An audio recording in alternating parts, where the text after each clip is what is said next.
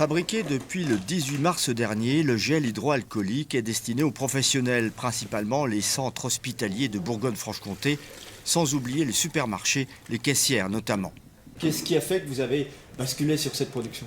Alors on a basculé sur cette production à partir des municipales. En fait, je tenais un bureau de vote dans la commune de Bussière, en Haute-Saône, et en fait j'avais un problème de solution hydroalcoolique pour pouvoir protéger bien naturellement les personnes qui venaient voter. Et donc avec le conseil municipal, j'ai eu l'idée de fabriquer, puisque j'avais tous les produits pour fabriquer cette solution hydroalcoolique.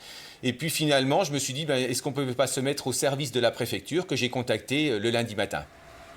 Engagée dans une dynamique innovante de fabrication de lubrifiants éco-responsables, sans huile, l'entreprise Affuludine vient de mettre son savoir-faire au service de la solidarité.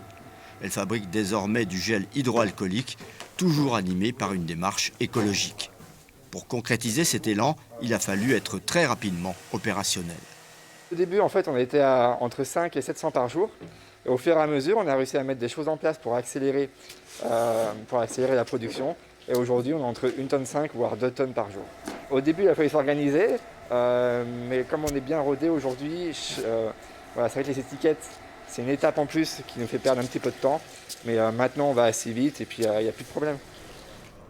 Plus de 300 bidons de gel sont fabriqués chaque jour, un soutien temporaire en attendant que d'autres prennent le relais.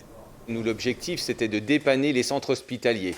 Je pense que notre action va être entre un mois et demi. Et nous imaginons après que les grands groupes chimistes vont prendre le relais pour fournir les centres hospitaliers. Dans le contexte que l'on sait, l'entreprise allait fermer ses portes. Elle apporte aujourd'hui sa contribution et son état d'esprit dans la lutte contre le Covid-19.